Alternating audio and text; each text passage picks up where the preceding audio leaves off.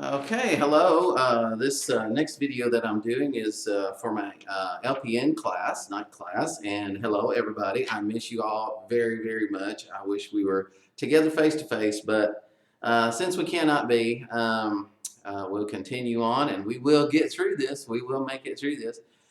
So this is going into our OB skills, and so I'm going to try to make this as easy as I can.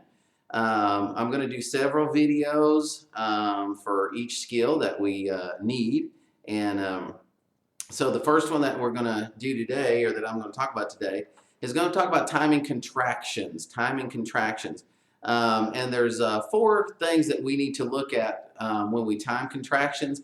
And so I just want to show you this right here. So this is kind of what I'm going to be talking about in the next several videos and stuff like that. Up here, this scale right here is the fetal heart tones, and that's just the baby's heart rate. And so that's a tracing. We call that a tracing or a reading graph of the baby's heart tone. You can see the scale right there under my finger right there. It goes up, and so that just gives us an indication of the baby's heart rate. And it goes from like 70 to 90 to 125 and 150 and on up. And this bottom scale, what I'm going to talk about today, that is mom's contractions. So you can see mom was having some pretty good tractions along through here with this one. And so there's 4 things about the contractions that we have to talk about and that we all nurses have to know. And again, there is a scale. You can see the scale right there going upward this way. Okay, let me get back over there, upward. There's the scale. And so just wanted to show you that so it kind of makes a little bit more sense what I'm talking about. And I'm going to try to use a visual here, because just talking about it, just, that I'm a very visual person, so I know some of you are as well. And so hopefully what I say and then what I draw also will help you learn this and retain it, remember it a little easier. So one of the things that we're going to talk about is the frequency, because that's pretty much what everybody wants to know right off the bat. How far apart are your contractions? And so the way we measure those is not very hard, but what you're going to do is you're going to measure from the beginning of one contraction. So I'm going to put a mark there. So the beginning of one contraction, and that's going to go to the beginning of the next contraction. So we're going to say right there is the beginning of our next contraction. And that is our frequency.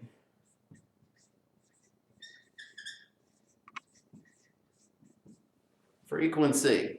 So that's how far apart they are. So what you're going to do is you're going to start a timer, second hand or whatever, and you start there at the beginning of mom's contraction, and it goes through this contraction here. And then it's over and it comes back to the baseline. We call that the baseline. I'll be talking about that more in a second. And then her next contraction begins, and when you can tell that that is beginning, or mom lets you know her next contraction is beginning, and we can also palpate and determine that the next contraction is beginning, then you will mark that time there. And so we always state this time then, frequency, okay, in minutes. All right, so we say they're a minute apart, a minute and a half apart, 2 minutes apart, 5 minutes apart, 15 minutes apart, 20 minutes apart, whatever that may be. And so that is frequency. So duration, all right, the second thing that we really concentrate on is duration. And duration is simply from the beginning of one contraction to the end of the same contraction. So we're going to do duration down this way. So I'm going to change colors here. Hope this helps. And so we're going to mark time from the beginning of this contraction, and we're going to end the time from the end of the same contraction. And so we're going to mark this one duration.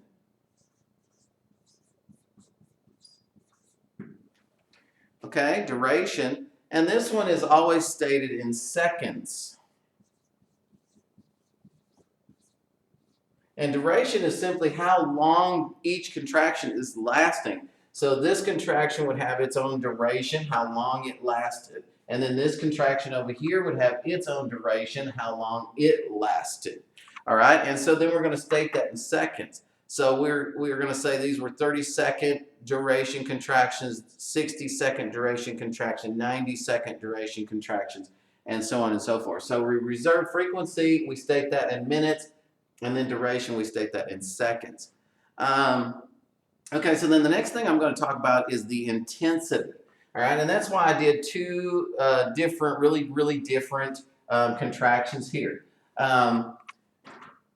Intensity is just how strong that contraction is. Now, with the external tocotransducer, it is an estimate at best how strong mom's contractions are. Obviously, with the external tocotransducer, that's the one that we're going to put here to monitor mom's contractions. Obviously, we can tell that this one was stronger than this one, but they're not accurate, all right? It's a guesstimate, so we can tell, like I said, this contraction was stronger than that contraction, but we really don't know how intense this is. To really find out how intense mom's contractions are and get an accurate reading, you have to put in an internal uterine pressure catheter. I'll say that again. You have to put in an intrauterine pressure catheter, an IUPC. And so that goes internally into the baby, up or beneath the baby, and comes up at the top of mom's fundus there. And it has a sensor that senses when mom's contraction starts and gives a reading hooked to a machine.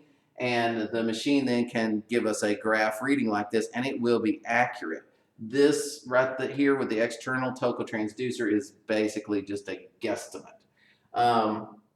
Okay, but anyway, so let me change color again. And we're going to make this go right up through here like that. And so we're going to determine that this was the intensity. Okay, and so I'll see if I can write this intensity. Oops. Intensity. So this is how strong mom's contractions is. So we can tell that this one was stronger than this one, but there is no accuracy here unless you have that internal intrauterine pressure catheter, or IUPC. Okay, so then the next one that we're going to talk about is resting tone. And resting tone is simply, did mom come back to the baseline?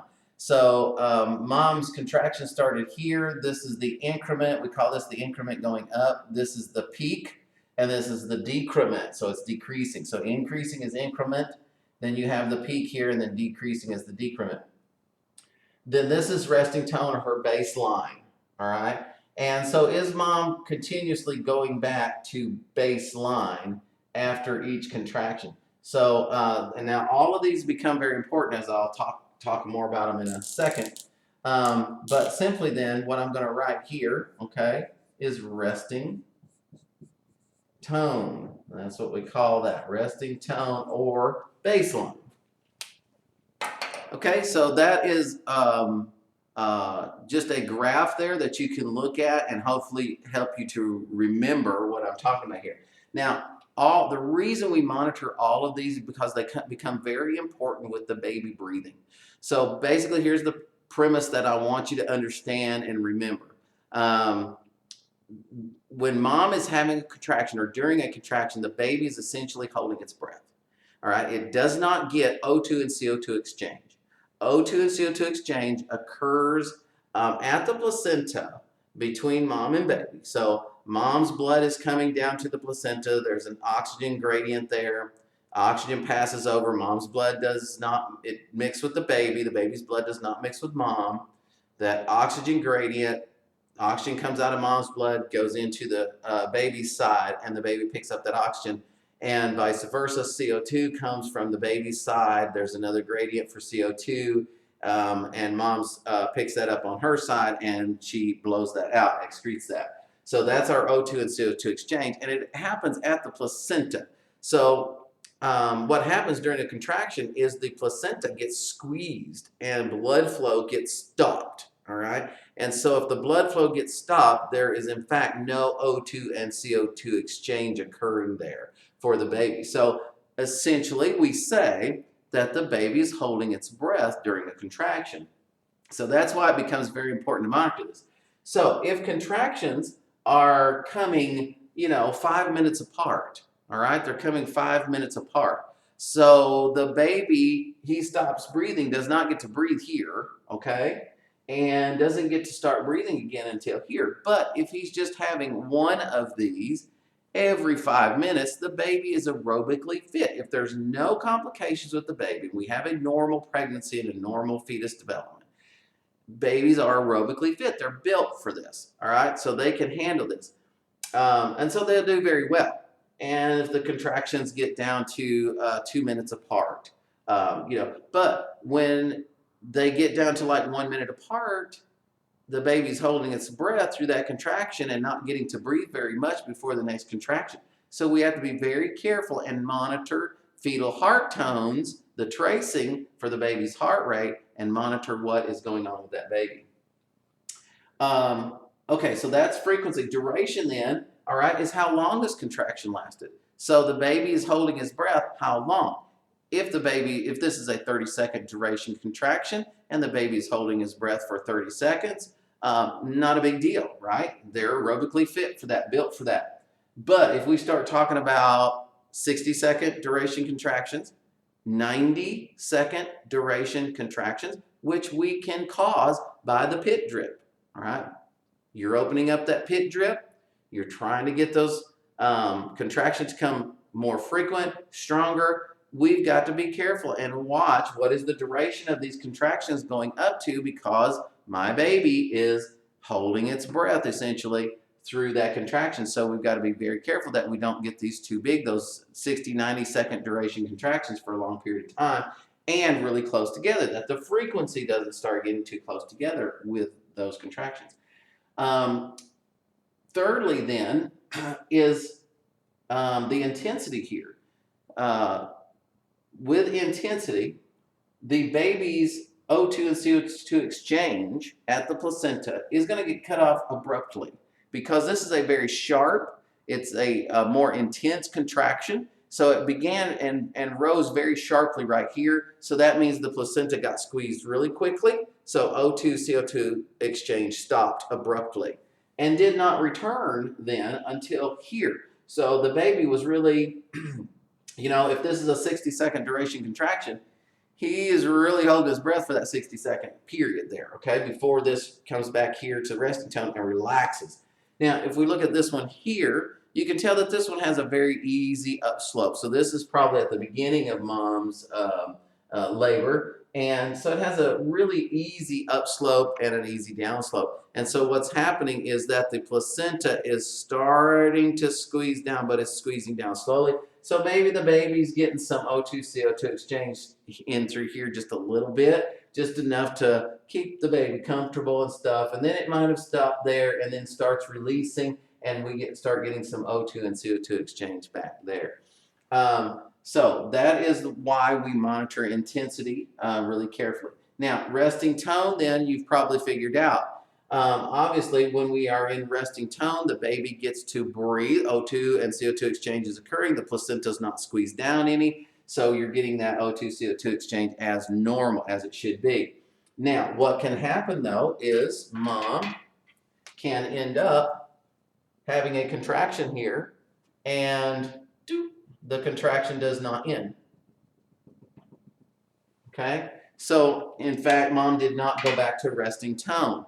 So the baby is not getting to breathe. You cannot stay like this, all right? So the baby will have to be, if this does not change, the baby would have to be C-sectioned out.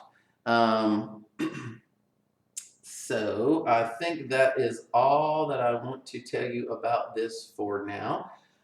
So learn that there, and then on my next video, I'm going to talk about the fetal heart tone tracings, and we're going to then match that up with what we've learned here and mom's contractions and the fetal heart tone. So if you have any questions about this to my students, please do, email me, Blackboard, whatever you want to do, get me those questions and I'll be glad to answer those. I will also be putting you a handout to go along with this that will explain this probably a little bit more in detail. too in the handout, so you'll want to be looking for that and get that too. All right, so be looking for my next video on fetal heart tone.